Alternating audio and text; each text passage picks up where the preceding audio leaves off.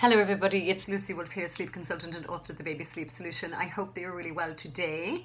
As you know, I've been away, and as a result of that there haven't been very many videos, although there's loads in the IGTV archive. So lots of the questions that come in, there's loads of content already there. And so because it's been so long, I really didn't know where to start and what to do a video on this morning. So I guess what I was going to do today is just to cover two of the major contributory factors to most sleep challenges.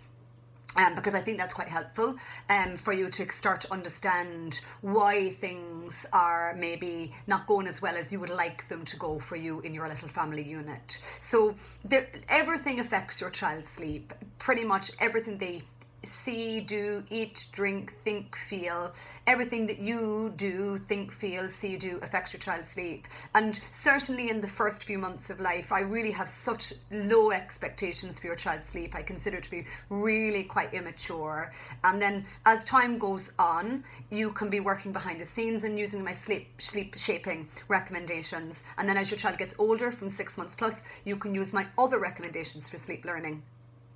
But just to let you know that when outside of all the force factors that affect sleep, there's two major contributory factors that have an impact on the majority of the sleep problems that parents report, provided their children are over 6 months of age. The first one is when your child is reliant on something that you do with and for them to help them either go to sleep or to help them go back to sleep. So I talk about this as being your child's sleep ability, and your child's sleep ability exists on a spectrum from obviously a low ability to a high ability.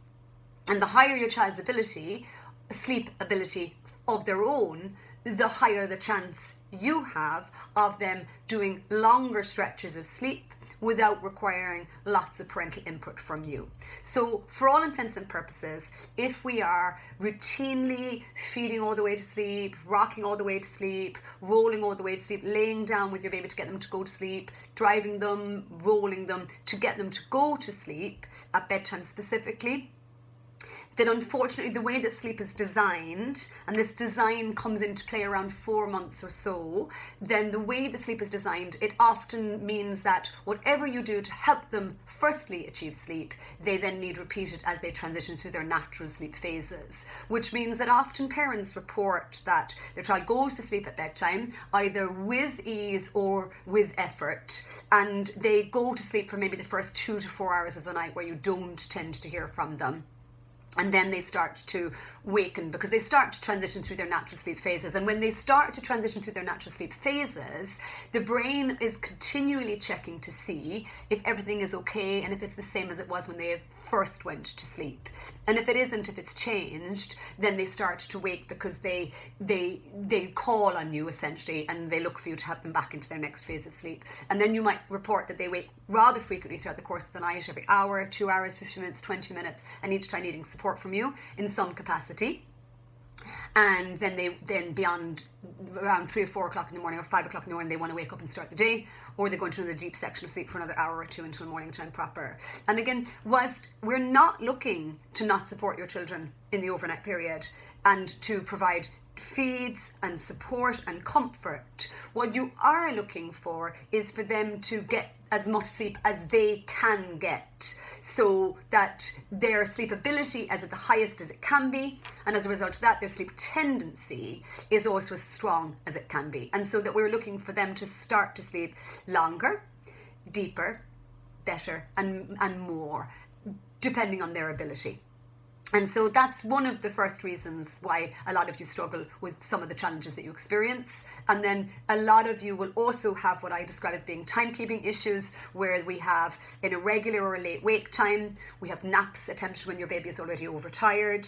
Naps are short or varied in duration, top heavy, not enough sleep as the day unfolds, and then maybe bedtime is addressed when your baby is already overtired. And it's this overtired level that tends to contribute to a lot of the problems that you experience as well. So I get you to think of it a little bit like your child has an overtired tank that's quite full, and we need to drain that tank in an effort for them to start to sleep longer, better, and more. And some of you will report that as soon as you start making timekeeping changes, you start to get to your baby before they become overtired, that actually you already report that there are improvements within that. And so in an effort to improve sleep, we normally need to start with creating what I describe as being a feeding and sleeping balance to the day. And this is in my book, The Baby Sleep Solution, and this covers all of the timing structures that honour the science of sleep from birth to 6 years of age. And then also, when it's age relevant, we sometimes use the stay and support approach to transition from what you might be doing to support your baby to currently go to sleep in an effort to enhance their sleep ability. And that's where the stay and support is then used. And we generally tend to pull those two items together in an effort to try and improve your sleep and to move towards your sleep goals, provided they're realistic for your little family at this moment in time. And once you start making changes, it's important that you move through the process and you move through the stages to sleep, and then you work on each sleep segment. You work on bedtime, you actively work on the overnight, and you make key decisions there in regards to feeding and bed sharing and the things that you may be looking to change. And you also actively work on the sleep segment naps, so that each segment of sleep is being addressed. And as a result of that activity, we can start to see you grow your sleep, and as time goes by, you begin to report the improvements that we always hope for, which is that your child and your family unit becomes better rested in the overall context of their sleep, and that it starts to become not as big an effort as time goes by. So look, I just thought that that might be a good little starting point in terms of getting back and doing the videos with you. All of my suggestions are in the book, The Baby Sleep Solution, and you know that there's loads of videos in the IGTV channel that answer lots of the questions that you report, and I hope now to start making videos regularly again, and I look forward to seeing you here again soon.